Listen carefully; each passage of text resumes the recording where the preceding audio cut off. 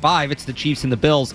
Tonight, it's an NFC matchup as the Seahawks travel to the nation's capital to take on the Commanders. 3 top 10 teams lost in college football today. Number 8, Georgia Tech, falling to NC State. Number 9, Vanderbilt, falling to number 20, Texas. And number 10, Miami, falling to unranked SMU. That's ahead of the first college football playoff rankings, which come out on Tuesday. The Bruins picked up a 2-1 win over the Carolina Hurricanes yesterday. All 3 goals scored in the third period of that game. For the Bruins, the goal scorers Casey Middlestat and Victor Arvidsson. The Celtics fell 128-101 to the Houston Rockets. Baylor Shireman hit a team-high 17 points in the loss. And Game 7 of the World Series went to extra innings last night. Will Smith hit the go-ahead home run in the top of the 11th inning, and Mookie Betts anchored a 6-3 double play for the final outs in the Dodgers' 5-4 win. Sports Hub headlines are brought to you by Eastern Mass's leader in drain cleaning and pipelining, Drains by James. Slow drain, clog drain. You need to contact Drains by James today at drainsbyjames.com.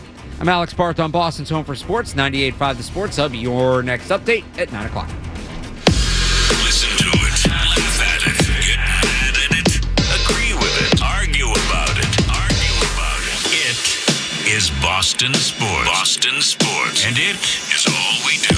98.5 The Sports Hub. This is Sunday Kickoff with Alex Barth and Cerrone Battle. The show that's all Patriots, all football, all year long. The clutch wins, the tough losses, and the game-changing plays. This is the show that has it all covered. Sunday Kickoff, brought to you in part by Surfside Iced Tea and Vodka. Now, here are Alex Barth and Cerrone Battle. All right, good morning, everybody. And for those of you who forgot to set your clocks, it is, in fact, 8 a.m., the end of daylight savings time here on Sports Hub Sunday Kickoff. First ones to you here out of daylight savings time on 98.5 The Sports Hub. Alex Barth, Cerrone Battle, Ryan Garvin behind the glass ahead of the Patriots Week 9 matchup against the Atlanta Falcons. We're talking all things Patriots-Falcons, all things Week 9 in the NFL today. Andrew Callahan will join us later in this hour as the Patriots go for... I keep having to double-check this, Cerrone. I know the number. I know it's 6 in a row. But, man, I'm, I guess, a little rusty on covering winning streaks. But what would be the 6th win in a row for the New England Patriots as they try to get it this morning. Cerrone, how you doing? Good morning. I'm doing all right, man. I mean, they're almost close to tying their win total up since we've been doing the show. When did we? So 2 seasons. This is the third year, right? This is third year, yeah. Right. So it was 4-4. Well, 4 wins the last 2 years. So we've covered 14 wins this year. 6 of them have been this season, going for 7 today. We'll get into some trade deadline stuff as well. I forgot about that, but we'll get to that. But as we get going here, Patriots-Falcons today, the matchup.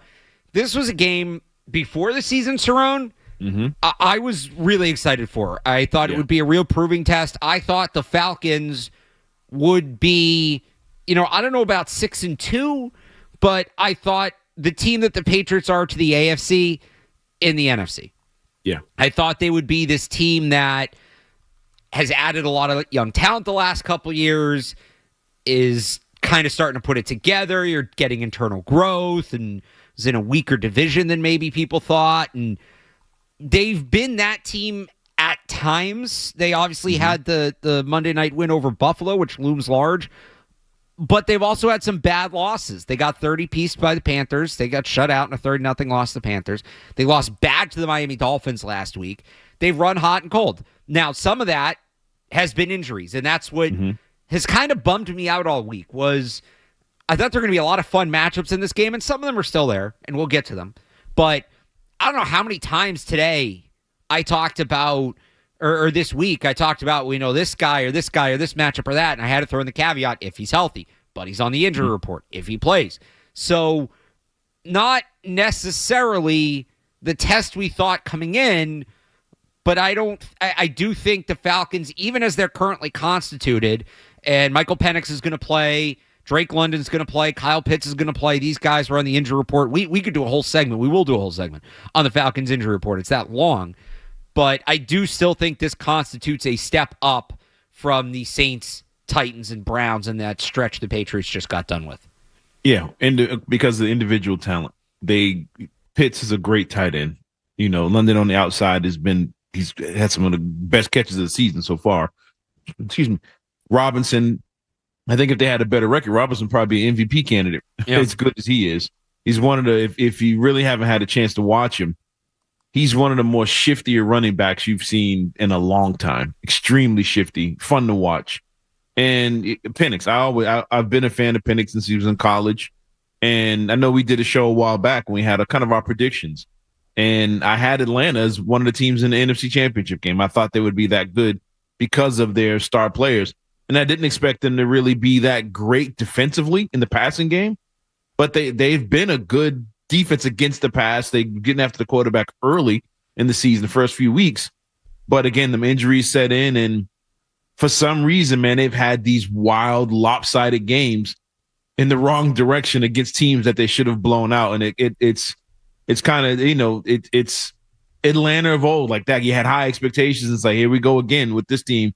But I think the individual talent does put them well ahead of the last three matchups the Patriots, especially offensively. They have real matchups on the offense that you have to worry about. Game changers. You go through and you mentioned some of those lopsided losses. Like, I spent a good amount of time on Tuesday and Wednesday doing my prep for this game. Mm-hmm. What's the common thread? The closest I can get is it's an indoor-outdoor split. So playing indoors, they lost by 3 to a good Buccaneers team. On the road, but indoors, they beat the Vikings handily, 22-6. They beat the Washington Commanders. They beat the Bills. They did lose to the Dolphins last week indoors, but they didn't have their starting quarterback or their top wide receiver, so throw an asterisk on that. Outdoors, 30-0 loss to the Panthers, 20-10 loss to the Niners, which, if you watch that game, that was Sunday Night Football a couple weeks back, that felt a little wider than 20-10. Now, one of those was a day game when it was 90 degrees out. The other one was a night game when it was 50 degrees out. It's not like it rained for either. So they just don't like a gentle breeze. Like, I don't know. But it's really hard to knock down exactly what this Falcons team is. The most enigmatic team in the NFL. And just for people who are trying to do the math at home, they had a bye week in there as well. That's why they've played one fewer game. And then there's the injury side of it. So the Falcons injury report, they are missing. They've ruled out, and I'm only going to give you the key players because I think there's like 20 players on here. Zach Harrison, their defensive lineman, has been one of their best pass rushers. Their pass rush, what makes it dangerous, it's a little different than last week what the Patriots saw. They get pressure from everywhere. Their defensive tackles, their defensive ends, their linebackers, like everybody's in the mix. Zach Harrison, good defensive tackle. He's one of those guys that's among their top pass rushers. He's out. He's not going to play. Billy Bowman, who, if you followed this show during the draft last year, I was a big fan of hybrid nickel corner safety sort of thing. He's been really good for them this year. He's been one of the breakout day 3 rookies in this class. He's not going to play. He's dealing with a hamstring injury. He was a late addition to the injury report. On the questionable list, 2 of their top edge rushers, Leonard Floyd and Jalen Walker. Jalen Walker, we talked about as a Patriots, potential Patriots draft pick out of Georgia, play some off-the-ball linebacker too.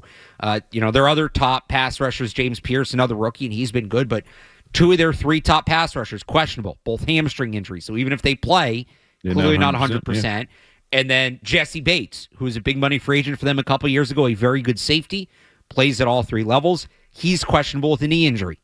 Guys that were listed this week, that were removed from the injury report, but, okay, are they dealing with something?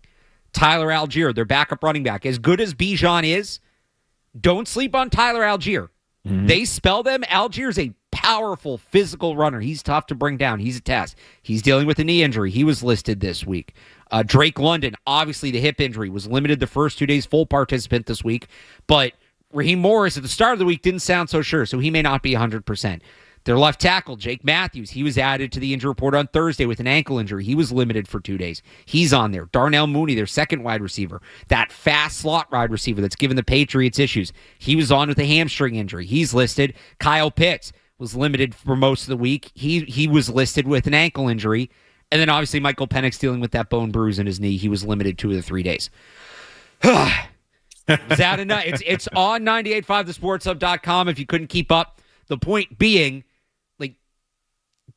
we can't not talk about injuries as a factor in this game. It's That's a huge an factor. insane list. And, knock on wood for the Patriots, they do have one major injury looming today in Ramondre Stevenson, and we'll get to that impact in the next segment. I want to really dive into that. He's out with a toe injury. He's the only one listed in week 9. That's kind of crazy. Now, Steph Diggs did pop up with a new ankle injury this week, but he was a full participant Thursday and Friday. Center Garrett Bradbury popped up with a toe injury, but he was a full participant Thursday and Friday, so they're not dealing with nothing. Mm-hmm. But it's really two extremes to me on the injury report. It's a major story going into this game. It's the story going into this game, because if this team was 100% this week or had been 100% for the past month, I think they would be one of the better teams in the top of the NFC. They're just that talented, and you're not getting them. I mean, the key players are going to play, but like you said, they're not 100%. You already mentioned how they struggle when they go on the road, and the elements are different. Not saying it's going to be freezing or snowing or whatever, but whatever it is in Foxborough right now it's not right. Whatever it is this afternoon in Foxborough is not what it is in Georgia right now. It's a little brisk out there this morning. And it's, if you got guys with a bunch of hamstring and muscle injuries, when it's cool out, guys tend to tighten up. And some guys, I'll be honest with you, there's guys who, when they're used to playing in certain elements, the minute they get off the plane, they're like, I don't know. They're already thinking about it. It's already in their head. I know it's a long time ago.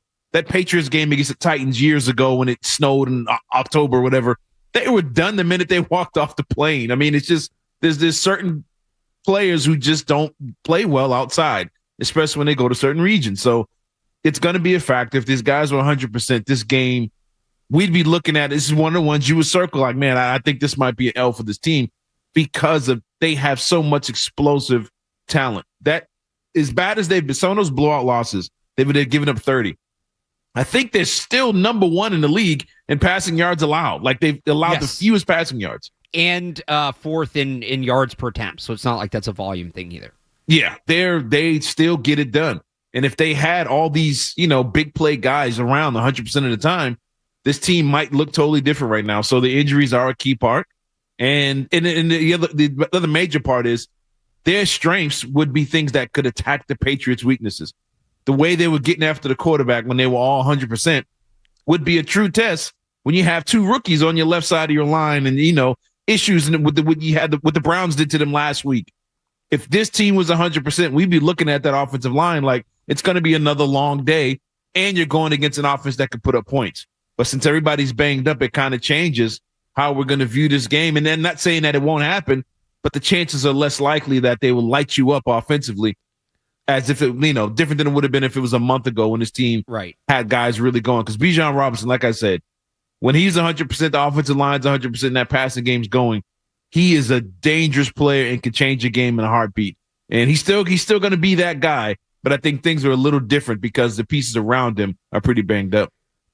Just to backtrack to something you said about, players stepping into the conditions, I don't know if you saw this week, Falcons fans were not happy when the team was practicing indoors. One of the reporters tweeted out, the practice update, and they were in their bubble or whatever it is, their indoor practice field. And it was about this. I remember I looked it up because I was like, would it make that much of a difference? Mm-hmm. It was about the same in Georgia as it was here. It was raining here. That was the only difference. It wasn't raining there, but it's not supposed to rain here today. It's going to be a beautiful fall day for a football game. I mean, bundle up a little bit, put on an extra layer, but it's been cool weather. This is going to be a fun one today for sure, and some real what we think are going to be strength on strength matchups. But like you said, the pass defense for the Falcons really spurred by the pass rush, which will look kind of different today.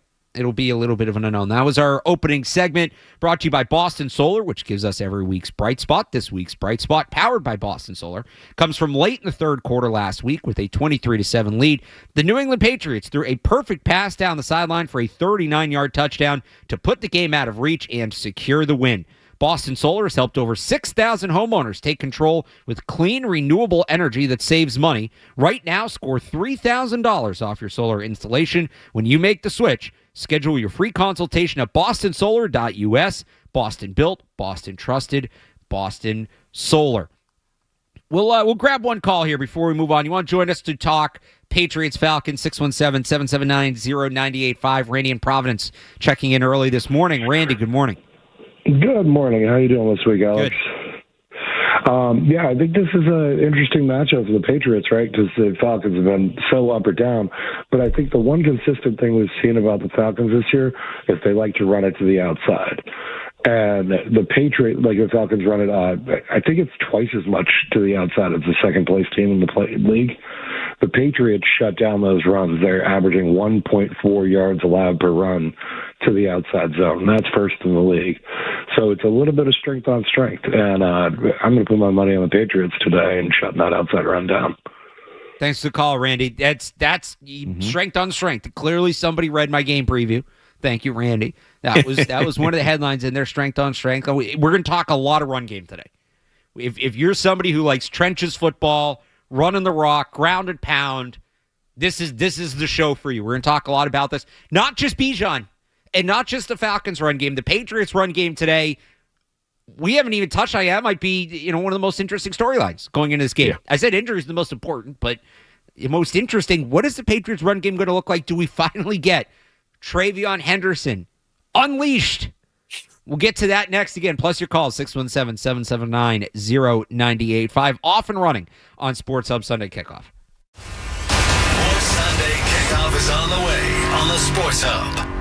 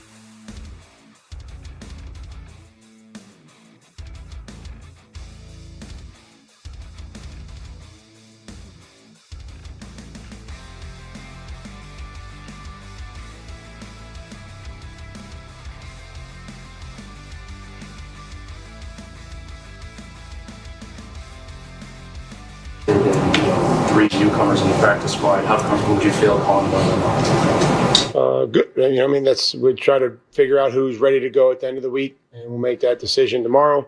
Just like we tell everybody when they get here on Wednesday, whoever's here on the active or the practice squad prepares a starter. I feel like those guys have done that. Try to do that.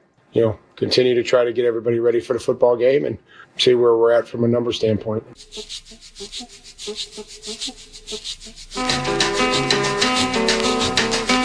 That was Mike Vrabel this week on the status of Ramondre Stevenson, who is out with a toe injury, the only Patriots player ruled out for this game. This comes a week after he had 50 snaps, played 50 snaps against the Browns, recorded 15 touches. And interestingly enough, so he had a carry on a first down with 7:53 to go in the fourth, came out, was back on the field for the hands team for the onside kick with about 4 minutes to go, and that's it. So played one play over the final 8 minutes of that game. It's a little bit interesting, and we've seen this a couple times with players, and sometimes you hear this from guys.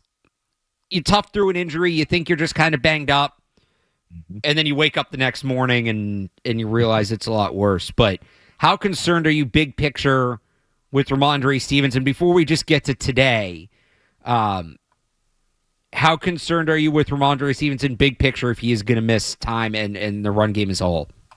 Well, long term, I think it is a big deal because it's a balance to this team. I think them being able to get short yardage situations with Stevenson, being able to get in the end zone when they're inside the 5, red zone plays. I think being balanced is key. It's key to winning football games. It's key to being a good team. I know we were on him heavy because of the fumbles and all that stuff early in the year, but he's an important piece to this team. And I think having depth is an important piece. I think Henderson is going to be a really, really good player in this league over time. But I think having that depth and having somebody that can come in for him or whatever, as far as today, I think is key. And there's going to be stretch. If he's out for some time, there's going to be key stretches where they miss him. There might be chances today where they don't get a 3rd and 1 or something like that. I think Ramondre might have powered through that. But they're going to miss a player who's been big for them in spots this season and kind of a veteran guy for them. I think he'll be back. But I think this is a good opportunity for Henderson to really shine. I thought he had a great game last week. 10 carries, 75 yards, whatever it was. I think he had his moments. And I think he's going to have a chance to have some big plays today. But I think missing Stevenson, hopefully it's not for an extended period of time. But he's going to be missed in certain spots for this team. And I think he's just too key to what they do offensively. Yeah, if he's going to miss significant time, they need to get another back. Yeah. I know fans don't like hearing this, but we've talked about it since before the Patriots drafted him. TreVeyon Henderson is not a workhorse back. He just is not the same player when he's used in a high-volume role. That's why Ohio State went out and got Quinshon Judkins last year. The usage last week, you mentioned 10 carries for 75 yards. So remember at the beginning of the year, people were like, TreVeyon Henderson needs to play more. And we were like, no, he's playing a lot. He's just not really doing much. The snap counts are high. The production was low. We've gone to the other extreme. So people ask me, like, finally, TreVeyon Henderson's playing a lot. He had 10 touches on 14 snaps. They basically just put him on the field to give him the ball, then ran him off. So I don't think that's sustainable either. In the other extreme, one, because it's just predictable. But I do think you need to mix him in a little more than that. This is going to be the week to do it, but I don't think this is going to be a week where he gets like 25 touches. Maybe if Stevenson's out for just this 1 week, they get away with it. I do think we're going to see some of Terrell Jennings today. Yeah. And look, I've said this before. I like the way Terrell Jennings runs. He runs hard. He runs physical. He's not easy to bring down. Like, he's a good change of pace back to somebody like TreVeyon Henderson, who's going to be a pull away and a big play threat. Now, the roles are reversed. You're basing it around the big play threat. He's your main back. And then the bruiser's the change of pace back in Jennings. But I do think we're going to see a little bit of both. But this is the chance. Like Henderson, who would have thought all it took was him facing the number 1 rush defense in the league to get going last week? But he gets going last week a little bit, gets some momentum, builds on it. I like the way they called the game for him. They got him going to the outside, then they built off that to kick it back inside, get him going up the field. They need him to build on that this week. They're going to need a run game because the irony of it, Cerrone, is the Falcons have talked about in the open, the best pass defense in the league. Run defense, they're meh. In terms of yards per carry, they're 23rd in the NFL. In terms of total yards, they're 22nd. They can be run on, especially Zach Harrison's out. That's a big loss for them up front, right in the middle.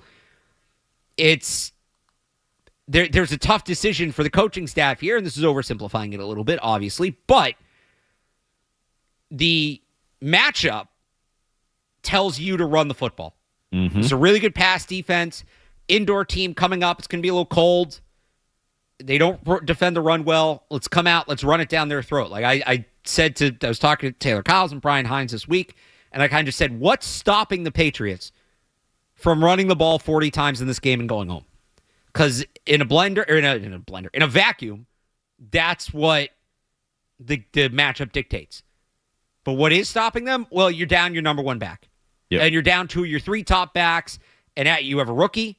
You have a guy you just signed from the practice squad this week, and a guy you elevated from the practice squad who you just signed to the practice squad this week. So is it we got to do what the matchup dictates, regardless of our personnel situation? We feel good about the guys we have, even though it's mostly backups? Or is it the matchup dictates running the ball, but we've got to go off what we have, and we maybe need to lean a little more on the pass game because we're banged up in the run game? Yeah, I mean, it's I still think you try and run it. But to your point earlier about Henderson and his amount of touches he gets, I still think it's going to be a platoon situation. I think he's still going to probably get the same amount of carries, the same amount of touches as he's been getting. I think they're just going to split it up because now you're also trying to preserve the guys you have. Like, okay, we don't need him going out there getting hurt, so I can't give him 25 touches and risk this kid getting hurt.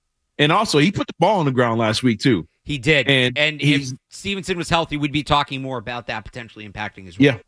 And seeing how Vrabel is and his coaching staff, he's putting the ball on the ground and inside the 5, I believe, as well. So I'm pretty sure they're looking at that as well. If he's going to protect the ball, who can protect the ball? We want to run it 40 times, but are these guys good at holding on to the football? Are we going to get our guys banged up because we're already down a bunch of guys, a few our top 2 guys right now? So I think they're trying to preserve his body, trying to preserve all their guys' bodies. So I think they're going to platoon these guys out there. And again, if someone puts the ball on the ground, it might change things drastically. But I do think you still try and run the football against this team.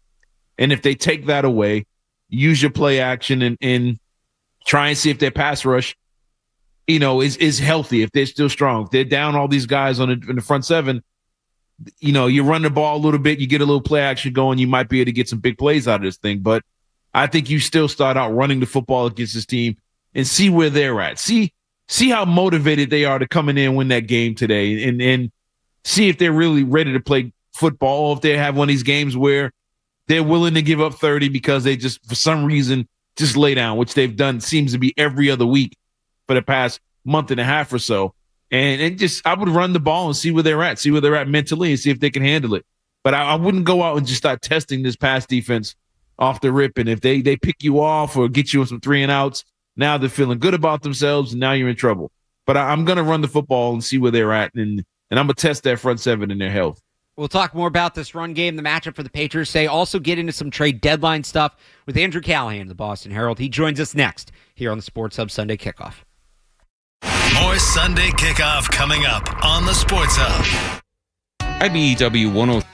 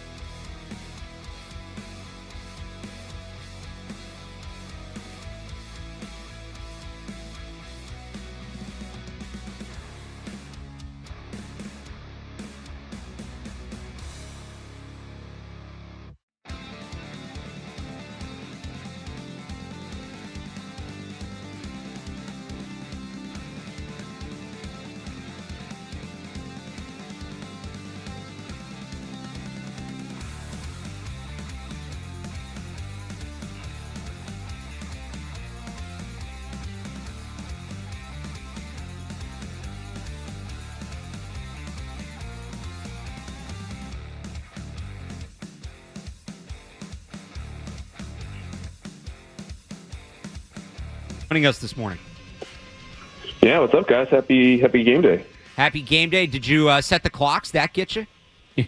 I did that in the middle of the World Series game last night. It was probably the most fraught position I've been in a long time, up on my counter to reach this clock that God knows why the people who lived in our apartment before us put it 12 feet high. But like peering around the corner while I'm trying to adjust the clock to watch a pitch in the ninth inning and then putting the clock back up, realizing I got it wrong, back on the counter, fixing the clock. We went to extras and everybody's safe, but it's a close call. I think everybody had the clock spinning in their head, metaphorically, or in your case, literally, watching the final inning of that game. That we were just talking about that during the break. Awesome stuff. What was the take on that? Because I honestly, and I know people get prisoner in the moment, and I know we're about to talk football, but I think that might have been the best baseball game I've ever watched. It's definitely the most dramatic I've ever watched. I mean, that was baseball at its best, and I think the sport needed that on that stage. So I'm happy for my friend Matt McCarthy who got to experience. I'm happy for all of us for getting to experience it. But I think for all the talk about the looming lockout and the Dodgers being overpowered and blah blah blah, I think the sport needed that game. Needed the series. It was a great series. Yeah. Great series. All right, let's get to this game today. Patriots-Falcons. Hopefully we get a fun one too, a close one too. In terms of this being close, on paper the rosters look close. The Falcons are very banged up. The Patriots have one injury, but it's a big one in Ramondre Stevenson. How do you see injuries impacting this game today? Are we going to get, do you think, the full version of this Falcons team? Yeah, I mean, honestly, Alex, even when you do get the full version of Falcons, I don't know what version you're going to get. You lose 30 at home, 30-0 at Carolina. You lose at home to the Dolphins like they did last weekend. You just go, I don't know what to expect of you. It's not even like Jekyll and Hyde. It's like, did you have one cocktail or did you have 12 before you took the field here today? As far as the Patriots, though, that I can obviously speak more to because Ramondre Stevenson, look, say what you will about the fumbles and you can say whatever you want. I'm not going to stop you. But the issue is my guy, Doug Kyde, at the Herald raised in my podcast to speak about pass protection are real because the reason he's been playing so much is not because they see him as just this runner who is appreciably better than Travion Henderson, who's had his own struggles running the ball. It's pass protection. So for Atlanta, a team that likes to blitz, a team that likes to throw some confusion on third down, a lot of different disguises. How does Henderson handle that? How does Ernest Johnson handle that? How about Terrell Jennings? I don't know. And that could be a real big difference between Drake May getting the ball off and taking a big hit on third down. On the other side of the ball, I think it's kind of the thing that hasn't been talked about much with Atlanta. What's the story with Michael Penix? I mean, even healthy, I think he's only 5 passing touchdowns so far this season, 1,400 yards, whatever. And what do you expect from Penix? Even if they're all healthy, do you think I think he has the ability to be extra explosive because he hasn't shown it this season? You think he can really attack this Patriots defense if everybody out there is healthy? Yeah, I do, Cerrone, not because he's so special, but I just think he has enough of a mindset to be aggressive. And look, they know they're underdogs coming in. It doesn't mean they don't believe. But Penix is a guy who, unlike most quarterbacks, almost prefers to throw outside the numbers rather than over the middle of the field, or typically you're going to find your easiest completions. And so, look, you go, well, Christian Gonzalez lives outside the numbers. I go, you're right. But the opposite side might be the story, and especially whenever they flex Kyle Pitts out. Kyle Pitts is 6'6", 245 pounds, super athletic tight end, leads them in catches. I think they're going to look at that matchup and go, we have to hammer this against the Patriots safeties and linebackers, no matter where Pitts is, and Penix is going to look his way and probably throw him a few jump balls. We're talking to Andrew Callahan from the Boston Herald. What is the matchup with Kyle Pitts? It feels like the Patriots have been constantly looking and searching and kind of cycling through, trying to find that answer to covering tight ends, and they've struggled with it. They've been one of the least effective defenses against tight ends this year, and now they get a real test in Pitts. Kyle Duggar, some people thought maybe he'd get more of a role there. He's obviously no longer here. We'll get to that in a minute. Who do you think gets that assignment, or is it a rotation getting that assignment on Kyle Pitts? Yeah, it's interesting, Alex, because, their numbers, the Patriots in man coverage, have really gone down the last few weeks. And what we saw last Sunday is that, okay, Christian Gonzalez is back to form, which would tell me, okay, now they're ready to play a little bit more man coverage, that he's 100%. So it's third down when they're in man. Personally, I would put Christian Gonzalez on Kyle Pitts and take my chances with Carlton Davis, who's faced off with Drake London as a division rival before, across from London, because the whole passing game really comes down to those two and Bijan Robinson. But when you're in zone, it really just becomes about awareness. And that sounds like coaching cliche stuff, but there really is something to that where even Robert Spillane's first pick of the season was week 3 back against Pittsburgh, and he's playing this super deep drop on third down, knowing Aaron Rodgers wants to make a seam throw, and that might have even been to a tight end. So it's stuff like that, going, where does he want to go? I know my depth says to get to 8 yards, but if I get to 12, that's really where Kyle Pitts is going to be. That type of stuff, I think, is more how you'll defend him as a team, especially when you're in zone. This Atlanta team, I think they're number 1 in passing yards allowed or whatever, with not one close to it. Do you see Drake May still having a game today where he, eclipses that 70% and keeps the streak going? Can you see him having an accurate day against this pass defense when he's back at home? Yeah, I think so. And again, it comes down to matchups, right? I think for Atlanta, like A.J. Terrell is a big piece of what they want to do that allows them to play a lot of man coverage. And look, with how good Drake has been, there's no defense that's great against him, right? This is a true pick your poison proposition if you're facing Drake May. So if you're Atlanta, you go, okay, we tend to blitz when we're in base. We bring 5 rushers. That'll give us one-on-one matchups against like a decent offensive line. And we're going to trust our guys to play one-on-one against Stephon Diggs and Kayshon Boutte and everybody else. So May then has to pick his best matchup. And sometimes it's going to be there. Sometimes it's not, like we saw in the first half against Cleveland when their man coverage was suffocating. But there's also the option to scramble. So those decisions for May, when the play has expired and he's got to get rid of the ball or he's got to run or he's got to find someone really quickly, again, those matchups, again, man coverage are really going to decide his day and by extension, I think, the Patriots offense. And then just to go back to the running backs, Andrew, how much do you think we see, TreVeyon Henderson is going to be the lead back. I would assume he's going to start. He's going to have most of the carries. What do you think the division of the workload is like between him, Terrell Jennings, and maybe even D'Ernest Johnson? Yeah, it's a really good question, Alex, because, again, I think this comes down to like an early downs versus passing downs type of thing. And then if you're Josh McDaniels, you have to get into the mindset of, okay, I can't give away, when we're throwing the ball, we've got D'Ernest Johnson in there or, Terrell Jennings because we don't trust TreVeyon Henderson, which is just me giving an example. I'm not saying that, but you know what I mean? Like, right. You'll have certain tells that are based on formation, others based on the entire personnel. Sometimes it's just one player where defenses go, we know when this guy's in and it's 2nd and 5 or longer, it's pass or whatever it might be. So those are the things you have to look for. Bottom line, I'd expect this to be something like a 50% workload, give or take 10% for Henderson, and then fill in the rest of the other 2 guys. On the other side, Robinson, he might be the best player they faced all season offensively. Myles Garrett, of course, last week was probably the best. But Bijan Robinson, can they contain this man and keep him from putting up, 100 yards of total offense? And can they wrap up and tackle against this guy as shifty as he is? Can they really contain? Can this Patriots front 7, can they contain Bijan Robinson and keep him from completely wrecking this game? Yeah, Cerrone, I think they can. And, look, if you had asked me this 6 months ago when we're talking about Robert Spillane having more missed tackles than made tackles, I'm saying, hell no. Like you saw what Devon Achane just did. Like, this dude is going to do something even worse. But it's a long way away from 6 weeks, right? Back then, we didn't know if the Patriots were going to make the playoffs. Now that seems like a given. And so if the Dolphins can hold him under, I think it was 30 rushing yards a week ago, and granted, Miami played with the lead, and you can throw to Bijan, and he can do a lot of damage. But the run defense has been too good to think the dam will suddenly break today. Could he crack 50? Could he crack 75? Sure. But if they do tackle like they've been tackling, which is to say, I think they have 10 missed tackles, maybe 11 or 12 over the last 3 games. You do that again here today, just miss 3 or 4, you'll be fine. Again, we're talking to Andrew Callahan from the Boston Herald. It is also trade deadline week coming up Tuesday at 4 o'clock. The Patriots made a couple moves this week. They move on from Kyle Duggar. They move on from Keon White. They have refilled the roster spot, so they're back at 53 from now, but we're still getting various reports about interest, pass rushers, running backs. It sounds like the Dolphins may be more willing to sell. We don't know whether or not in the division, but after changing their GM, what are you expecting from the Patriots trade-wise, if anything, in the next 72 hours here? Yeah, so I wrote about this Friday, and what I've gathered based on talking to some people in the league and a couple of people within the team is, they're not in an all-in situation. And I know some folks see this as like a surprise Super Bowl run, and I get that. But I think they believe they're an off-season away, not a player away. So when we talk about guys like Trey Hendrickson, for example, like that's not really it. Jalen Phillips is a name that intrigues me from Miami to pass rusher because he's only 26. You could sign him to an extension, and his timeline kind of aligns with not only just suspending on Drake May's rookie contract, but May is a player who's only a few years younger. But if they don't get Phillips, who would probably cost like a 4th and maybe something, this is really going to be like depth at edge. So like an Arden Key from Tennessee.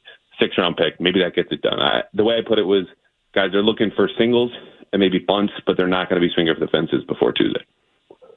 And last for me, with same thing with the trade deadline, would you look at it as a disappointment if they don't make any moves and just kind of stay as is, or would you feel that it's a missed opportunity for this team for this season if they don't go out and make a big move? Yeah, I mean, the way that they just added a couple of 6th-round picks, and granted, I know they were pick swap deals, so don't get me wrong, but that's plenty of opportunity and ammo to just pad your depth at those premium positions. The question then becomes who. Some people might be happy with Arden Key, others might be like, why didn't you get a bigger edge player? And what I would also say is, at the premium positions, like edge rusher, you're going to have competitions from teams that are all in. And when it comes down to who's going to make the better offer, they're going to be more motivated to do that. The Bucks, the Chiefs, the Eagles, the Lions. So when you have a bigger market, like it's harder to outbid everybody all at once. So, everyone's going to be mad. I would hope that they at least use one of those 6th-round picks, maybe a couple of them to add depth. But personally, guys, I would not be compelled if I'm the Patriots, knowing how well set up I am for next year and beyond, maybe a half decade, to start wheeling and dealing first, second, third-round picks. He's Andrew Callahan. He covers the Patriots for the Boston Herald. You can find him on social media at _Andrew Callahan. Andrew, thanks for joining us, and hopefully we get another good game to watch today down in Foxborough. Yeah, fingers crossed. Thanks, guys. Thanks, Andrew. Let's get more into the trade deadline next. Plus, we'll jump to your calls, 617-779-0985 here on Sports Hub Sunday Kickoff. Stay tuned for more Sunday Kickoff on the Sports Hub.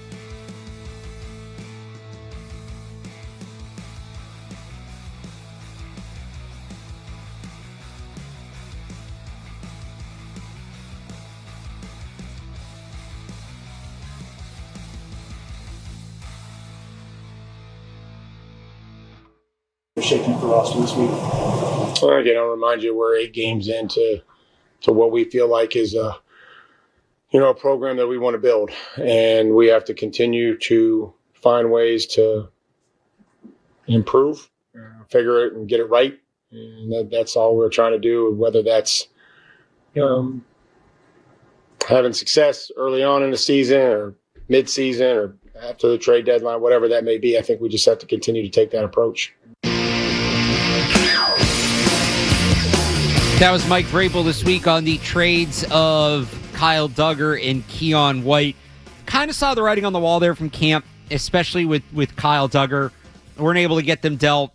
At cut down day, we had heard that they were maybe trying with Kyle Dugger. The money didn't work out. They finally find the trade partners. What were your responses to those trades this week, Cerrone?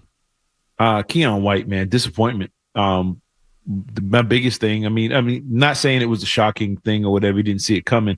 I just had high hopes for him when he was drafted. I thought he was going to be a dominant player for this team. He still might be a dominant player in the league down the line. Who knows? Might get the right fit, right situation.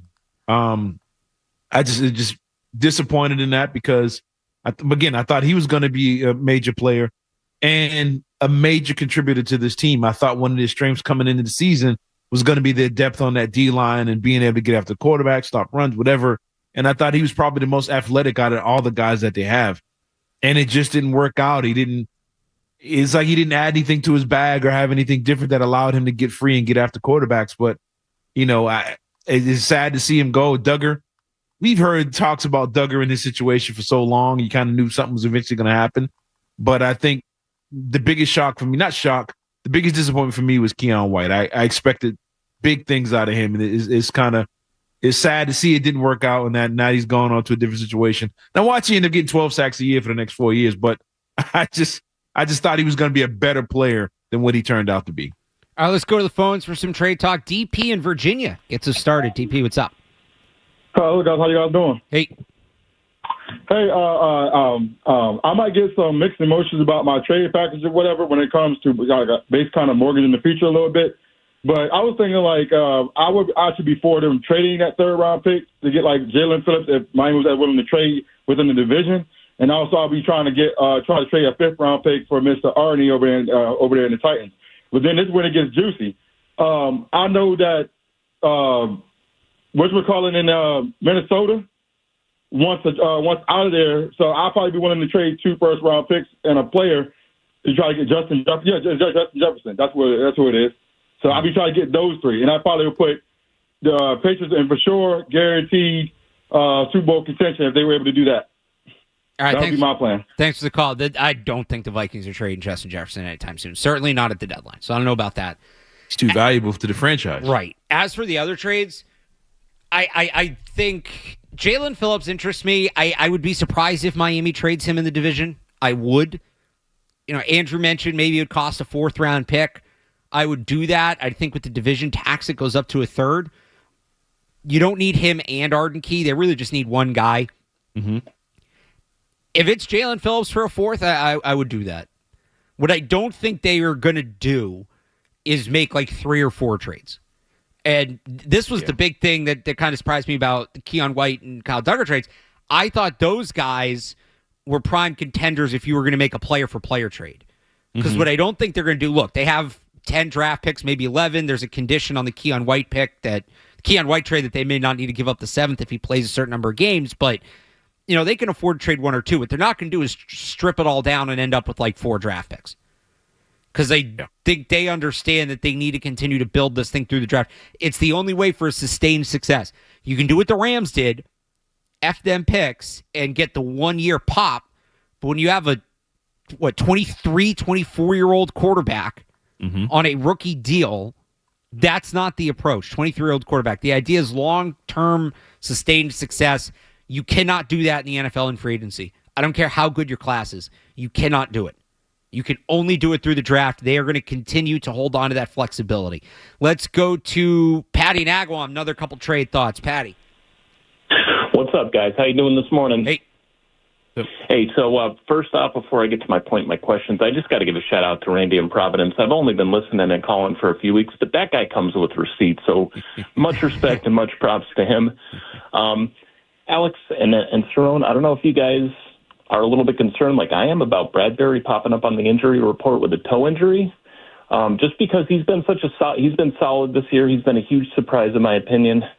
And I mean, if something happens, do you think they look maybe towards interior offensive linemen in the trade market, or at least to just bolster the depth and move Jared Wilson to center if that becomes problematic? And Alex, I asked you on Wednesday, I brought up a name to you, Tony Pollard.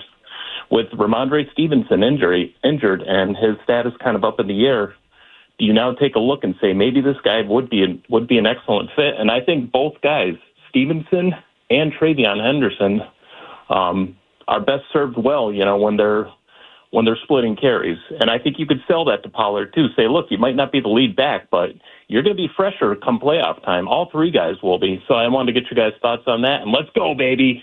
Thanks for the call, Patty. Pollard, if Stevenson's going to miss time, I'd be more in on Pollard. If he's only going to be out a week or two, I don't think you need to go quite that heavy. The center's question is an interesting one. That's a good one. When it comes to the offensive line as a whole, it's like pitching. Just because you think you have enough depth doesn't mean you shouldn't add more. Yeah. Like, you can never have enough offensive line depth.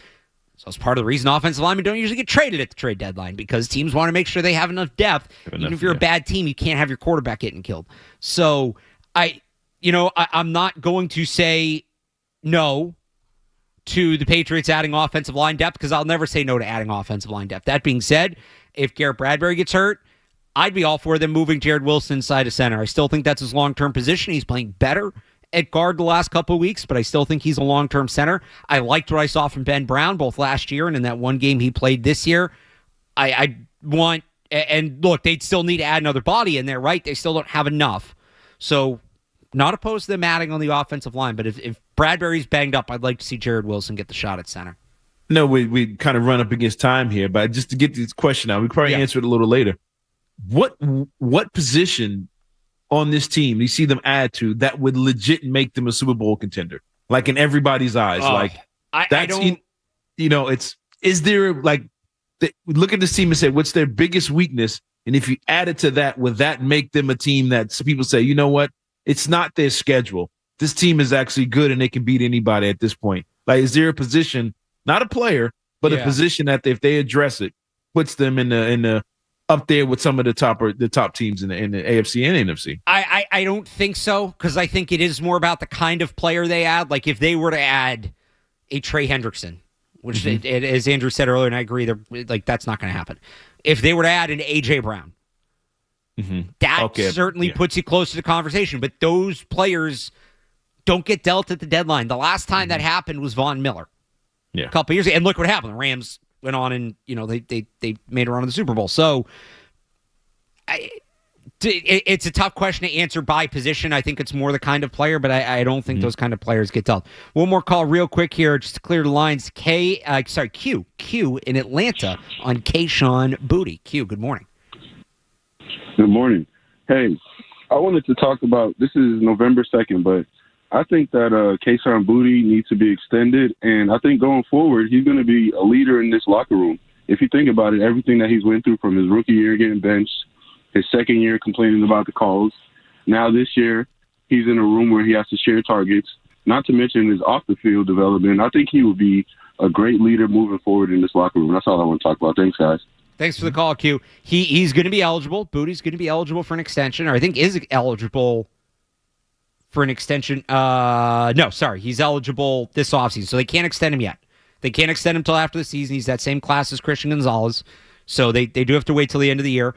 He is an extension candidate. I am very impressed on the field, off the field, everything. The way he's locked in, turned it around, gotten going, and he's talked about how he maybe wasn't in the best place mentally his first couple years and figuring it out now, and the impact Todd Downing has had, the impact Mike Vrabel's had.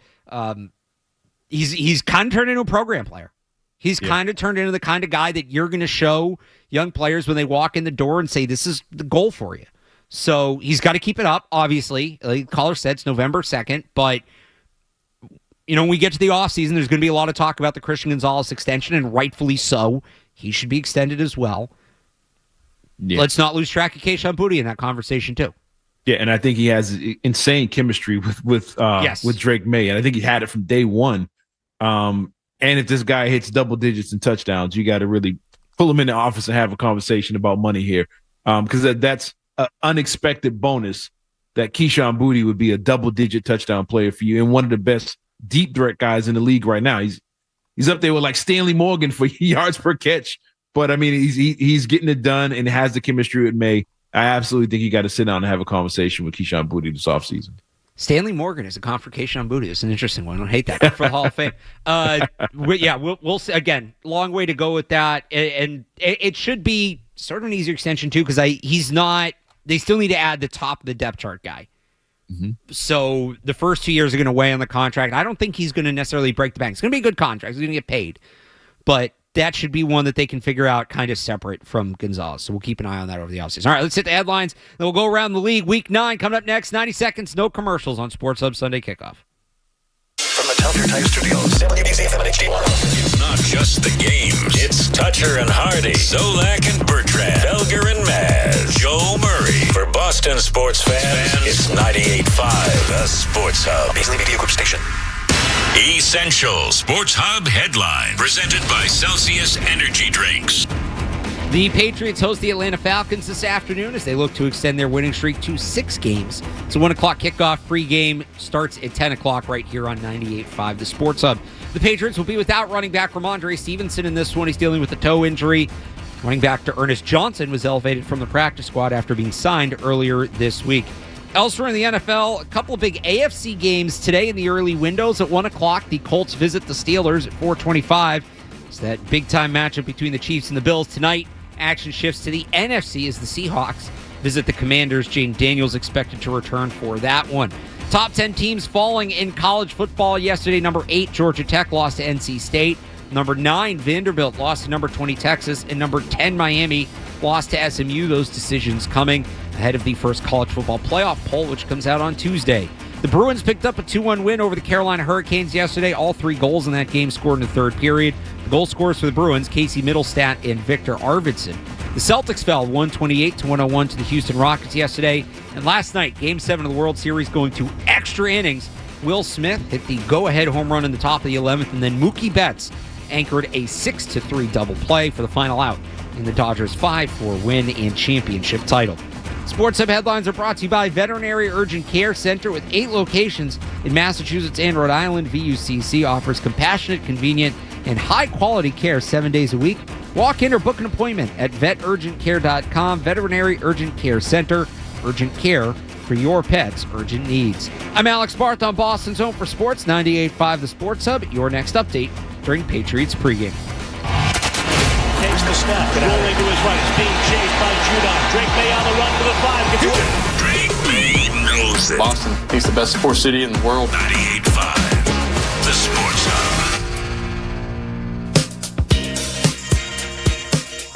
Pick a target. You pick it. Take your pick.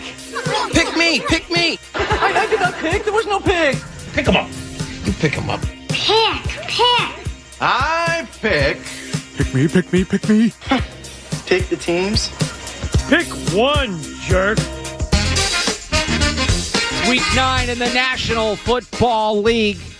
Got a full slate to get to. Alex Barth, Cerrone Battle, Ryan Garvin behind the glass will start on Tuesday night with the Ravens and the Dolphins. You should stand corrected. Good morning. False. Great morning. Let's go. What makes this one great? Because we're another day closer to death. That clip hits a little differently today after the Dolphins moved on from GM Chris Greer, who built some decent rosters. And the coach undercut him with Brian Flores. The owner undercut him with Brian Flores. And then he got stuck with Mike McDaniel. Now there's reporting that the Dolphins still want Mike McDaniel to be their head coach beyond this year. They're going to force him on another GM. What a mess. Anyway, Ravens win 28-6. I obviously don't care about that. How is Mike McDaniel still employed? How? He has somebody tied up in the basement somewhere, man. No kidding. There's no way. They're gonna move on from Tua, and I'm not saying it's wrong. They're gonna move on from Tua before him. Probably gonna move on from Waddle and Phillips and some of these other good players before him. He's somehow gonna be the last man standing, which Patriots fans, fine, good with me, but ridiculous. Yeah, he has information on somebody, man. He has. I'll tell you what he doesn't have information on. It's football. getting a football team to play well. Doesn't have information on that. All right, let's get to today. The 4-3 Bears at the 3-5 Bengals. It don't make no sense. It's only my calf. You take anything for the game? Yeah. Viagra. That'll make you cry. So the Bengals quarterback ridiculousness continues. Joe Flacco, who's looked promising, dealing with a right shoulder injury. He's going to play, but he's banged up. Bengals 2.5-point underdogs at home against the Bears. Yeah, give me the Bears. Flacco was 100%. I might take the Bengals in this one. But give me the Bears. It's his throwing shoulder. He's already old, one tackle away from being same situation as Carson Wentz was a couple weeks ago. Yeah, give me the Bears in this one. Exactly, it's Cerrone. If Flacco is healthy, I actually think the Bengals take this, but he's not, so they won't. The 3-4 Minnesota Vikings at the 5-2 Detroit Lions. Here comes Jared Allen, and he's out of bounds. Poor guy. I don't even know if he realized it. So the Vikings are going back to J.J. McCarthy today, and they are 9.5-point underdogs at the Detroit Lions. There was some reporting this week that the Vikings left Carson Wentz out to dry because they were afraid of Max Prosper creating, like, and I'm paraphrasing here, a Bailey Zappi situation for J.J. McCarthy. He was dressed last week. The quarterback was hurt. He didn't play. He was benched. Let's call it what it is. Yeah. He's got to bounce back. He has to respond today. Yeah, give me the Lions in this one. I think it's he's going to have to score a ton of points, to keep up with this Lions team that kind of found their footing again. But give me the Lions. I think they're just rolling too much right now. And the Vikings, I don't think have enough to keep up. Just when I'm done with J.J. McCarthy, he always finds a way to annoy me. Give me the Vikings today to cover 9.5. They're going to get blown out. He's going to get some garbage time. Going to make it close late. And remember, he won NFC Player of the Week. Do you remember that? Yes, what feels like a year ago because of one good quarter. But he had 130 yards the whole game. That was ridiculous. Player of the Week. That was ridiculous. He's going to do something like that again. The 4-4 Panthers at the 5-1 Packers. Final Packer offensive lineman announced during pregame introductions was who? Jerry Kramer. No! Little throwback jersey boost for the Packers here. They're going with the fake leather helmets. They are 13.5-point favorites, so little throwback jersey boost. Not the longest spread of the week, not the biggest spread of the week, but 13.5-point favorites. Romeo Dobbs going to have the fake leather Guardian cap going. Who do you got, Cerrone? I know you've been big on the Panthers. Do they cover 13? Yeah, I think the Packers are a better team, but I hope they lose just because of those uniforms. Got a bunch of guys look like Ninja Turtles out there, but I got the Packers probably going to win this game. But Carolina, I think, is going to keep it close. I think Carolina covers 13.5. I'm with you. I think Packers win. I think the Panthers cover. 6-2 Broncos at 3-4 Texans. Sage Rosenfels tries to become Jim Brown. What a gaffe. The Texans starting to get the wheels churning a little bit after a slow start. They're 3-4. The Broncos are 6-2, so 3 fewer wins, but they are favorited at home by 1.5 points. It's also the lowest total of the week. 40 total points. Yeah, I think I'm going to take the Texans. They actually been getting it going, but now they're getting everybody back. I think all the guys kind of came off the injury report, so they're back to being 100%, playing at home, playing good ball. Broncos are 6-2, but they probably could have lost 4 of those games. But give me the Texans at home in a good game. Probably a very entertaining game. I think it's going to be a good game, good low-scoring defensive football game. Yeah. The Broncos have played a lot of close games, but they've won them. They're battle-tested. I'm going to take the Broncos on the road to beat the Texans. I usually don't pick the Broncos. But something tells me I'm going to take the Broncos on the road. The 5-3 Niners at the 2-6 Giants. And to get your fat ass off. Shut up, Sims. Now don't be a damn no-class player. I see no Cam Scatabo for the Giants as the injuries continue. Niners going to go with Mac Jones once again. 2.5-point favorites, West Coast team coming east. Yeah, I think the Niners win this one. I see the Giants kind of trending downward now, losing that running back and losing a couple of the games that they've lost the way they've lost them.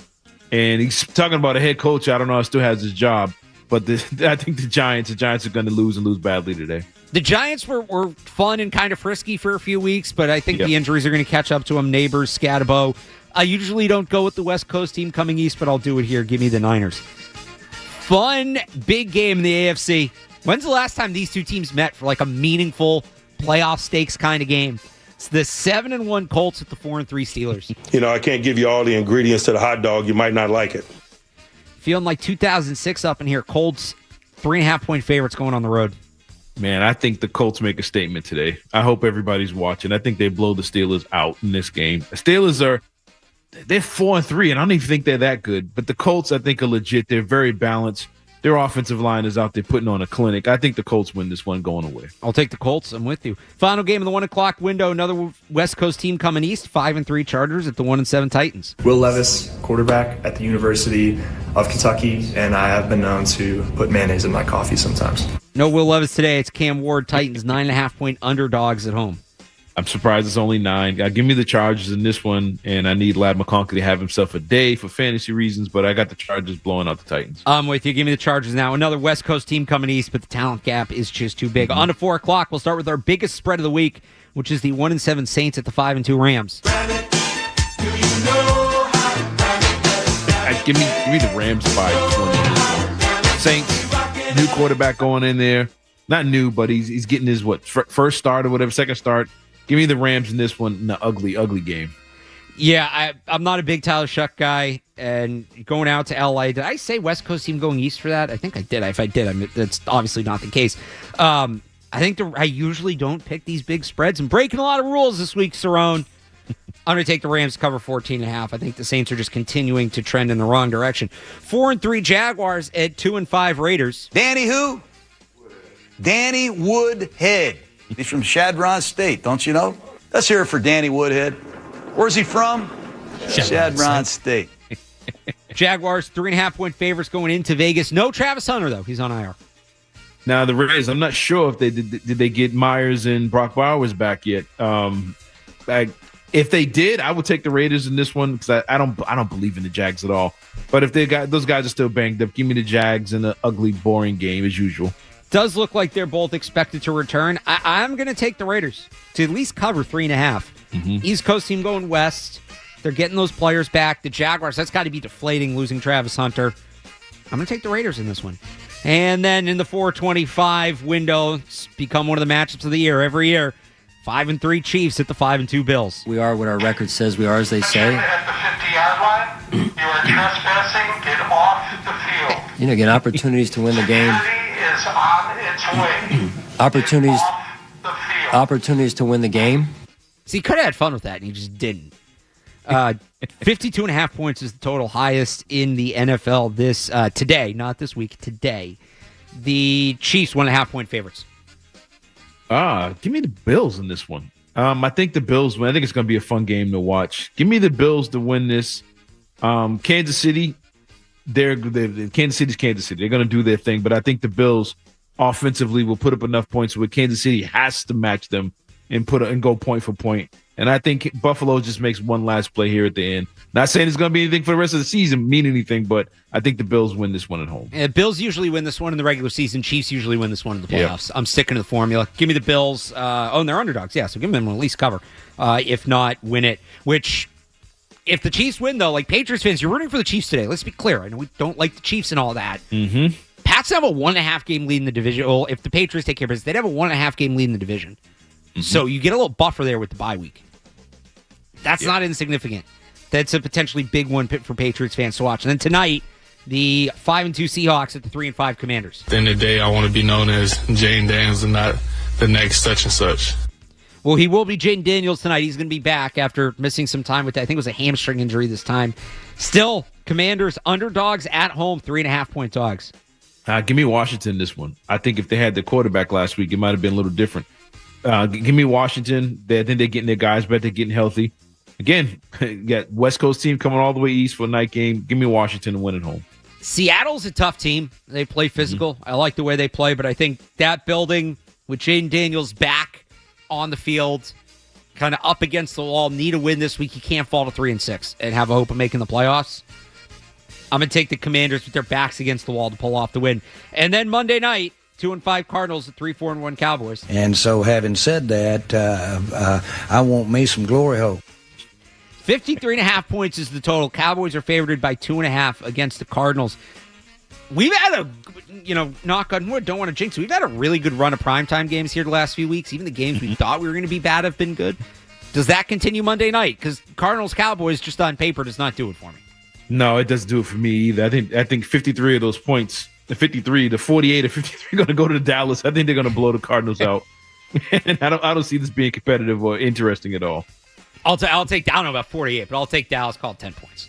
I'll take Dallas to win that game. And then bye weeks this week. If you're setting your fantasy lineups, the Browns, the Jets, the Eagles, and the Bucs. So a lot of offensive firepower, really between two of those teams. But a lot of offensive firepower on bye this week, and that is week 9 in the NFL. We will get back to Patriots-Falcons next here on Sports Hub Sunday Kickoff.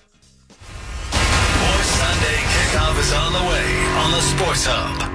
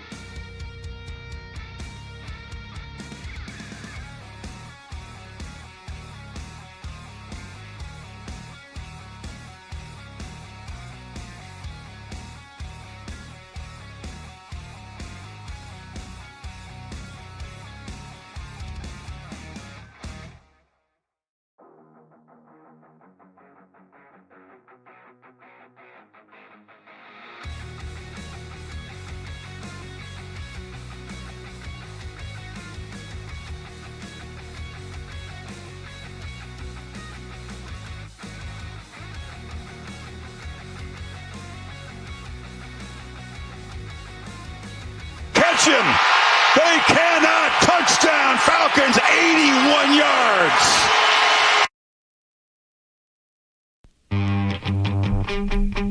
Man, Chris Fowler's great, isn't he? Love that he calls the NFL game every now and then.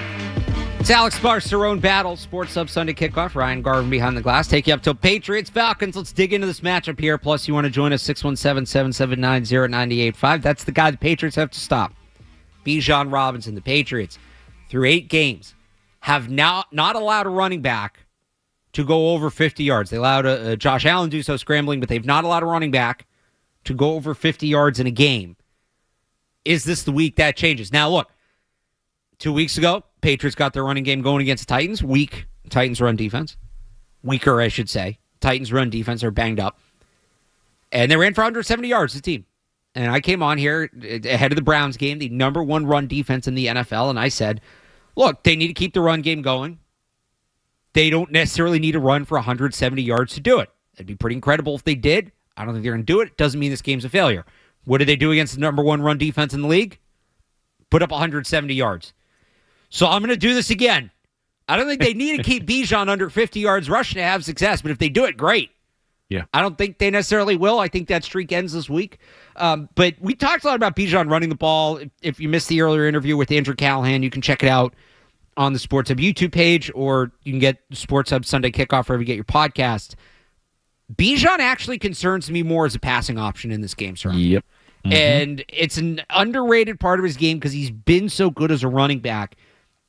You look at the last couple weeks, he hasn't been as impactful on the ground, but he's putting up 10 yards a catch. You go back to the game against the Commanders a few weeks ago, he caught 4 passes for 106 yards. And the Patriots, they've been very good at wide receivers. They've limited the impact outside of a few blips, explosive games from wide receivers. Mm-hmm. Where they've struggled is against tight ends and to a lesser extent, but not insignificantly, running backs. And that's what worries me is the Titans are going to look at this run defense of the Patriots, say, we can't spend all game banging our heads against this wall. Whether it's screens, they have no problem putting Bijan out wide, lining him up in the slot or as a receiver and throwing him the ball that way. Let's throw him the ball. Let's get him the ball in space. Let's have him create from there away from Milton Williams and Christian Barmore. That's where Bijan Robinson scares me in this game as a match for the Patriots. I think they will relatively contain him as a runner. Under 50 yards, we'll see, but I think they'll contain him, relatively speaking, as a runner. It's when the Falcons start throwing him the ball, that's what's going to worry me. Yeah, and he's extreme. I said it earlier. If you haven't had a chance to watch him or watch him enough, he is extremely shifty. Crazy fun to watch, crazy balance. And they'll put him all over, like you said, they put him all over the place in the passing game. And if you catch him in a one-on-one situation with a linebacker and he makes that catch, he is going to make the first guy miss. Yep. It's no doubt about it. He is that shifty. Unless he slips or something like that, he is extremely dangerous in the open field. And he can keep him to 40 yards on the ground, but he can easily get you 80 in the air. He's one of those type of throwback, like a Marshall Faulk back in the day, one of those guys that just really dangerous in the passing game. And if I'm the Patriots, coaching staff or whatever, I'm looking at Travion Henderson. I'm looking at how they're using Bijan Robinson. I'm like, okay, I can see a future in you doing exactly what he's doing out there because you have similar skills. And I think Patriot fans want to see them use Travion Henderson in that type of way because he can be explosive all over the field. But I think containing Bijan Robinson is the key to this game because if he gets going, he can change this game drastically. And if you keep him under 50 yards rushing and keep him under 50, receiving, I think you have a great chance of winning this game and winning it big. One thing that you can look for the Patriots keying on this game, the Falcons motion a lot. They don't hide the purpose of the motion a ton. Like when they motion Bijan out, it's usually to give the ball to Bijan. Yeah. They don't do it. So the Dolphins, it's all eye candy. If you get caught looking at the motion, they're going to constantly go away from the motion. And it can be a tell in its own right, like the opposite. You want to be more balanced. Falcons are the other end. Usually when they motion, they're going to go to the motion. So look for that to be something the Patriots key in on. And when Bijan Robinson motions, watch how the Patriots defense reacts, see how they're communicating, see how they're moving. That's going to be something to watch. A couple other guys in this game that are notable. We talked with Andrew Callahan.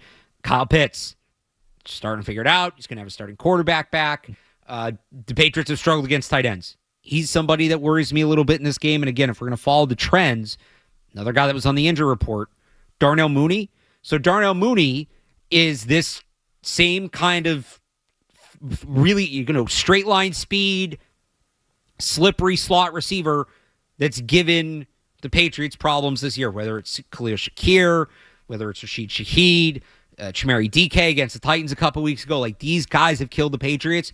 Darnell Mooney, if he's healthy, if he's fully good to go, if he's full speed, which he is dealing, I think he was a hamstring injury every year. He's dealing with a hamstring injury, so who knows? He's the kind of receiver that has given the Patriots problems. Marcus Jones coming off that extension, well-earned extension, glad he got it. He's going to be tested right away because that, to me, is his matchup. Yeah, I think it is. I think it's these big play guys. You got to take away the slot and guys on the outside. I'm not really concerned about them. I think Carlton Davis and Gonzalez are going to have themselves a decent day. I think they've been pretty decent. And it's, like you said, guys in the middle of the field. But at the same time, Penix isn't, like Callahan mentioned earlier, they're not really targeting much guys, anybody in the middle of the field. And I think that kind of plays into the Patriots' hands. They don't really have to worry about it too much. Now, that being said, they could say, hey, they're not expecting us to target the middle of the field. Let's go after it. But they haven't been doing it all season. So I don't think he's going to get a lot of targets, especially dealing with the hamstring and with Jones on him. But I think that's something that they have to take away. Again, they have so many guys where if you miss tackles, they are going to score. They're going to get big plays out of it. And I think they can take those guys away. And I mentioned earlier, I don't know what's going on statistically with Penix, because it seems like he's having a decent season, and then you look up and he's not getting in the end zone. He's turning the ball over. He has 5 TDs or 3 interceptions or something like that. And I can't figure out why he's not lighting it up. Maybe they just run the ball out and they get in the red zone, but he's not killing them on killing teams with the big plays, with red zone plays, whatever.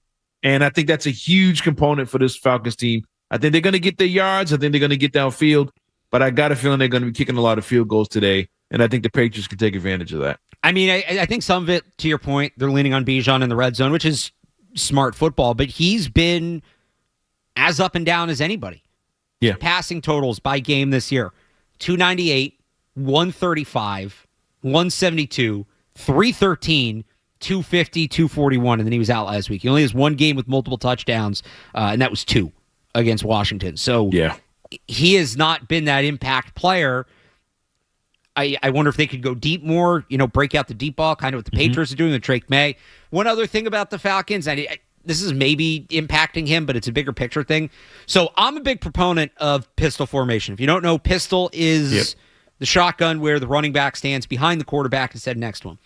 I like the pistol because it allows you to mimic some of the things you can do under center that you can't do from a traditional shotgun in terms of misdirection, being able to flip plays, things like that. I like pistol. I think it's underused in the NFL. I don't think the Falcons use it right. They basically just use it like a shotgun with the running back starting even further back than he already would be. So I don't know if that's hurting Penix. Like, some of the mechanics on some of their play action, the way they're using pistols is very weird. And he's a very good play action quarterback. I don't love their play action package. And maybe that's part of what's giving him trouble, because they should be, really good play action team. Just given the fact they have Bijan Robinson. And I don't know the numbers off the top of my head. Just like watching them, I don't feel like I've seen them have as much play action success as I would like to. You think they're very predictable in how they do things? Like, you can see, like you said, when they send them in motion, you know what's coming. That's probably part of it. I almost feel like it gets clunky at times. Just the mechanics of it look a little weird, the way it's designed. Just question about the Falcons in general. If they lose this game today and lose big, like they've lost some of these other games, could this be a head coach that's on a hot seat? Because they look up and say, hey, we got all this talent on this team. We've improved our defense, something that Atlanta hasn't had a pass rush in forever. They improved their defense. They got playmakers at receiver. They got a good tight end. They got the running back. They got the young quarterback. And yet they're still sitting there, again, under 500. Could you see this as a situation where this could be a job opening again in next year? Maybe. So this is a bigger picture thing. I think the coaching cycle this offseason is going to be ridiculous, because I think how nuts the college one is going to trickle over to the NFL. You don't need to move on from your coach. I don't think you're going to. And Raheem Morris, I mean, look, The defense is playing well. He's a defensive coach, and they have dealt with injuries. And does he enter next year on the hot seat? Yeah, probably. Yeah. If this trend continues, but I don't think he's a guy they need to fire. By the way, Michael Penix, of 30 qualified quarterbacks, 27th off play action in terms of passer rating. That's ridiculous. With that running back, it should be way higher than that. Right. For comparison's sake, and doesn't have a great run game. Drake May is 5th. Yeah. So, but you look at the guys top: Dak Prescott, Matthew Stafford, Jalen Hurts, Jared Goff. These are guys mostly. I mean, Dak's just playing out of his mind in every sense. But the other guys, these are guys on teams that run the ball well. So they should be a better play action team. Feels a little broken. We'll see how the Patriots handle that play action today. Let's get into Drake May, though. Let's get into the Patriots offense. We'll do that next here on Sports Hub Sunday Kickoff. More Sunday Kickoff coming up on the Sports Hub. I mean,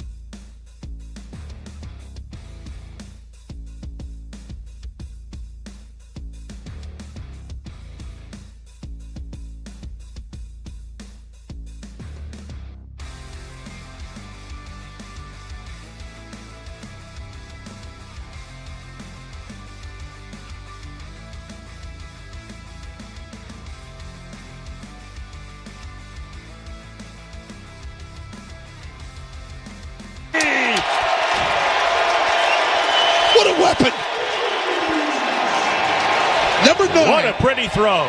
Keyshawn Boutte has played himself into one hell of a player for you. Really. And boy, did he endear himself to Mike Vrabel. Things weren't perfect when Vrabel first got here, whether he was out of shape or whatever the attitude. And Vrabel talked about the transformation he made from spring to now to become Drake May's #1 deep weapon. Glass here on Sports Hub Sunday Kickoff. This is going to be a test for Drake May. We talked last week about it being a test for the run game. I mean, and May as well.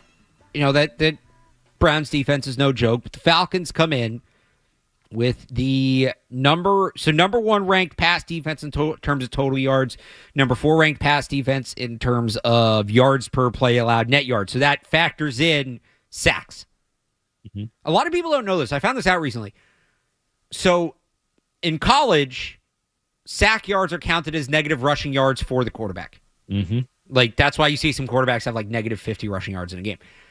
In the NFL, sack yards are not attributed for the offense, are not attributed to an individual player, but they do come off of the team's passing yards. So that's why sometimes you'll see, like, if a quarterback throws for 300 yards and the team only has 285 yards passing, it's how the Jets had negative 10 passing yards in that game in London a couple weeks ago. Mm-hmm. It wasn't because they were throwing the ball behind the line of scrimmage, although with the Jets, I understand why you would think that. It's because of sacks. So I think in terms of the actual yards per attempt, the Falcons rank a little lower than that, but their pass rush has been the big reason. They're the second in the league in terms of average time to pressure, just over 2.4 seconds. The pass rush really tees it up. Now it's banged up unit up front. Zach Harrison is out on the edge. Jalen Walker's banged up. He's questionable, but he's dealing with an injury, a hamstring injury. Leonard Floyd is also dealing with an injury, hamstring. So I see Jalen Walker listed some places with a hamstring, some places with a groin. I don't know what injury it is, but we'll call it a lower body injury for Jalen Walker. He's questionable, as is Leonard Floyd. That front's banged up. Let's start there, and then we'll get to Drake May, because, well, it's a tough game for Drake May. It's really on the line to take some of that off of him. I'm spotlighting Will Campbell in this game. Now, look, I think Will Campbell is a mentally tough kid, and I think he's going to live up to this. But for any rookie in the NFL, nobody's going to come in and play a perfect game every game of their career, right? Like, that's just not going to happen. You're going to get beat. You're going to have days where it doesn't look good. Will Campbell's game, upon watching it back, was not as bad as it looked in real time against Cleveland, but I would not say he had a good game. Now, he's probably been the biggest, strongest, meanest dude on the field just about every game he's played in his life. That wasn't the case last week up against Myles Garrett. That's got to be just mentally a little jarring. Can he snap back and get back to being the guy he was over the first 7 weeks of the season against two rookies in Jalen Walker and James Pierce and then Leonard Floyd in there as well? I think he can, but he's a player to watch. Like, this is a good mental test for him, bouncing back from that game last week, and then the line as a whole as well. I don't have it in front of me. I want to go back and look and see if he had experience against those two guys in the SEC over the last couple of years. But I think anytime you come out after playing Garrett, anybody's going to look like a lesser opponent. It's going to feel like you're let out of jail when you know resistance bands are off. Yeah, it's like his. You see a lot of these podcasts now, the NBA and NFL. What was your welcome to the NBA moment? Or we know who's the first player to get you, whatever. I think that game last week is going to be the one Will Campbell talks about, 20 years from now. That being said, I think they're going to hold up pretty well against this Atlanta pass rush. As good as they've been, I think they've only got to the quarterback like 15 times, 16 times, something like that. And I had to go back and look, but they've played the Dolphins. I think the Dolphins, the Bills, of course, Cleveland. I think it was one other team, and Steelers. They all have more sacks than the Falcons. So they've faced, good fronts before, and they've kind of held up pretty well. I think they're going to do enough to this week. I don't think I'm going to see Drake May on the ground a lot, but I think they are going to force him to get rid of the ball pretty quickly. And something you mentioned early on, I think was going to be a huge factor for the Patriots is Drake May's legs. I think they come with these blitzes and they play that man coverage. And if they miss or don't get after him, don't contain him, I think he's going to get out, and it's going to make them change how they come after Drake May, and in turn giving him more time to throw the football. So I think his legs are going to help this offensive line out a lot. But I think after what they dealt with in Cleveland last week, I think this Patriots front's going to feel pretty good about themselves in this situation and just hold up enough. Now, the lack of Stevenson and maybe run game might play a role into it, but I think they're going to hold up good enough to get a victory today. And I'll see Drake May getting hit a lot, not like he did last week. So I just pulled it up because the SEC schedule is so broken. LSU did not play Tennessee or Georgia. How? How would that happen? He did face Georgia as a rookie, but Jalen Walker didn't play a ton in that game. So if he's faced him, it's handful of snaps 4 years ago. Yeah. It's not much that's going to be relevant.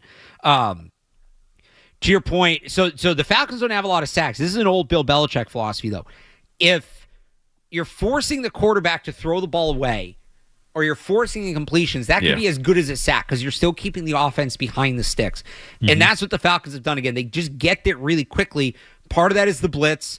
They'll send 5 guys out of base, which Andrew Callahan talked about. They run some really exotic blitzes on third downs. They'll get into the zero blitzes on third downs. You do not want to be in a spot where you have to hang in the pocket on third down against the Falcons. And this is where, and Andrew talked about it, missing Ramondre Stevenson, like the pass pro element. You mentioned getting the ball out quick. Not having a back you trust in pass pro potentially. I don't know whether or not they trust Henderson or Jennings, but we don't know. Henderson wasn't great earlier in the year at it. It's going to need to be a quick release game. Get the ball in and out of the hands. We thought that was going to be the case last week against the Browns, and they were kind of able to open it up. So maybe that happens again, but if it is a quick release game, like does Stephon Diggs get going again? Is this the game Hunter Henry bounces back? I will say the Falcons have been really good against tight ends, so maybe not. But Stephon Diggs, some of those more trusted quick release options, I think he'd trust Kayshon Boutte, but as more of a down-the-field receiver, it's going to have to be getting the ball in and out of the hand for Drake May. You see a situation where like Miami blew him out last week. Yeah. And it wasn't because Miami just has the speed to get open in 2 steps. Like, do you think the guys like the Pop Douglas, like you mentioned Stephon Diggs, Pop Douglas, you think the quick, shifty guys are going to be the ones that win this game for the Patriots? Can you see a situation where, you have Pop Douglas out there, you have Diggs, where you can see, Henderson getting more in the passing game because you need fast guys out there that can beat man with a step or two against his pass rush. Like you said, if they run zero on third down, does that leave the one-on-one for the quick guys? And do the Patriots have the foot speed to get open in that second and a half that's going to take? I think so. And there's also, it's not you want to show it and make the Falcons respect it. So funny enough, I covered the BC Notre Dame game yesterday, which actually ended up being a really fun game. But part of the reason it was fun, Notre Dame has Jeremiah Love, first-round pick, running back, obviously great offensive line. And BC played a lot of cover 1, cover 0, stack the box. And Notre Dame couldn't really run the ball. What they could do is throw the ball over the top and throw it deep. And then what happened was in the second half, BC had to respect that a little more, and then Jeremiah Love got going because it softened it up. So that, to me, is the goal for the Patriots. I don't think you want to live in that quick release game today. You still want Drake May throwing the deep ball. What you need to do is hit that quick release game enough and ideally run the ball enough that get him out of it. The Falcons have to respect it more, right? And then you take your shots over the top. Team started slow the last couple of weeks. We've called it a feeling out process. At least offensively, we can get to it with the defense. Offensively, this game could be another one of those feeling out process games where you're going to run your opening, set of plays, gather some information, try to show some looks. And even if they're maybe not big plays, you're setting things up or you're seeing how they're reacting to certain things so that, all right, second quarter comes, you get into that third drive, that fourth drive, you got a better idea of what they're doing, what they can and can't stop today, especially with those injuries, who's playing 100%, who isn't, and then you start hitting what you really want to hit off of that. Let's go to Tony in Canada, who's got a thought on this matchup. Tony. Hi, guys. Looking forward to the game today. Something I wanted to talk about with Drake May, and I haven't heard it expressed enough, and it's kind of like a rhetorical question, do we think May is legit? Yeah, I think he is. And does anybody think he's hit his plateau yet? I would say no.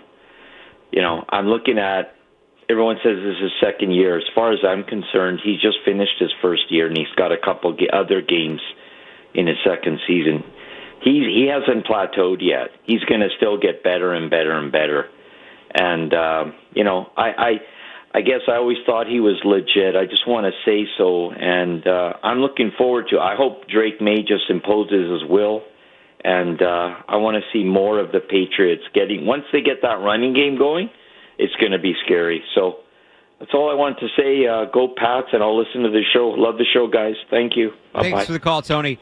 I think this will be an interesting test for Drake May, again, against a really good pass defense. Do I think he's hit his ceiling? I hope not. You don't want a guy to hit it this early. Do I think he's going to be what he's been the last few weeks for every game of his career? No. There's going to be some games where he takes a step back. There's going to be, stretches he has. Like Tom Brady would have kind of down games every now and then. I don't want to compare him to Tom Brady, but it's not going to be this week in and week out. Do I think it will be this more often than not? Yes. Like significantly more often than not? Yes, I do. The next step to me is now continuing to build the talent around him. He's going to get better as the players around him get better. And some of that is talent acquisition. I like what Diggs has done, but he's 31 years old. They need that long-term wide receiver one, the guy that's going to grow with Drake May, like Jamar Chase to Joe Burrow, right? That sort of thing. We'll see what they do at running back. Hunter Henry's a little older. They'll have to get that guy in. There's some internal growth there as well. We still haven't seen what Kyle Williams is. Some of these young guys on the offensive line will continue to get better. But Drake May, over this winning streak, over the last 5 games, his 17-game pace. So what this would be over the course of a season, 77.5% completion percentage, 4,200 yards, 34 touchdowns, 3 picks, with another 500 yards and 3 touchdowns on the ground. That's MVP stuff. That's an insane pace. That is a truly insane pace. It's all pro, first team. I would love it if that's every game for the rest of his career. There really aren't. It's the NFL. There's going to be weeks where they get you. There's going to be weeks where they're tough matchups. This is a tough matchup. Does that mean he's going to suck this week? No. But this is a good test for the sustained success and how long can he keep this thing rolling. So, is he legit? Yes. I don't think anybody's going to doubt that. Is it going to be these 5 games every week for the next 15 years? Probably not. But I think it's going to be a lot more of this than less of it, which is ultimately what you're looking for at the end of the day. Yeah, and I think a lot of people, you've seen a lot of national things like, well, it's the schedule. Well, you knew the schedule for the season started, so don't hold it against them now. But, yeah, some of these teams have been bad, but Drake May doesn't play the whole team. Right, it's a great These point. teams have good defenses that he's doing this to. So it's like, yeah, the Browns' offense is terrible. Drake May has nothing to do with Dylan Gabriel. He had to face the defensive player of the year who got in his face and got him to the ground 5 times, and yet this man still completed 70% of his throws. He's doing it against decent defenses. The Saints have been a bad team, but we all saw their front 4 is as good as anybody in the league. They can get after quarterbacks. He still was able to carve them up. He's a good player. He's going to get better. And to me, people talk about the MVP and all that other stuff. I put him near the top because I think he's doing the most with the least. He doesn't have the talent around him that some of these other guys have. It's incredible what he's doing, completing the percentage he's doing with this receiving group that he has. When he gets the superstars on the outside or the superstar tight end, all the other stuff, he's going to be a great player. The thing I want to see from him that I'm still not sure of, what does he look like? He plays in New England. What happens when it gets late November, December? It's freezing. It's snowing. Is he going to be one of those guys that's a great football player until you hit December? And I think that's where Patriot fans want to see him at his best. That's what Tom Brady was at his best. That Thanksgiving on, you couldn't beat him. Couldn't beat him in the cold. Whereas the Peyton Mannings, the Drew Brees, all these other guys fell off in that time of the year.